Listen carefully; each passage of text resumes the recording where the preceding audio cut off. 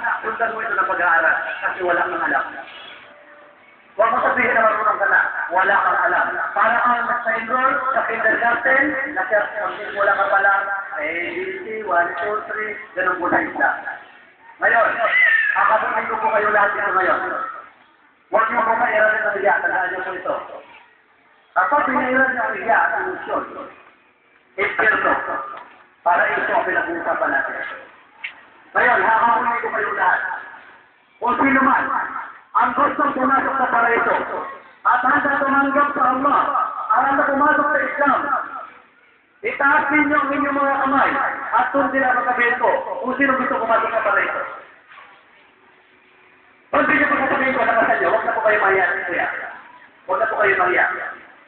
Ngayon, alhamdulillah, kung hindi nyo pagkasabihin ko, nakasan nyo po. Ashhadu! Lakasan niyo po, sabay-sabay po tayo. Ashhadu! An la ilaha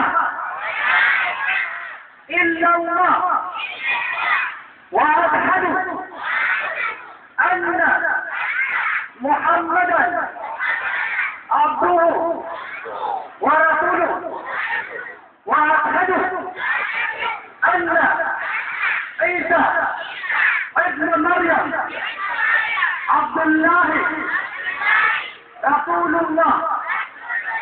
Ako sumasaksi na walang ibang Panginoon na dapat sambahin maliban kay Allah.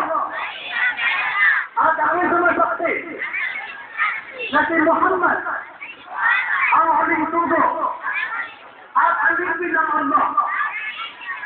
At ako sumasaksi na si Isa o si Jesus, anak ni Maria, sugo lamang at alipin ng Allah.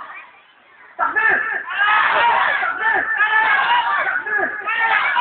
Ang ibig ko sa nilalawak na hindi ko jihad yan, ay ibig sabihin ng Allah Akbar, ang Allah ay dakila.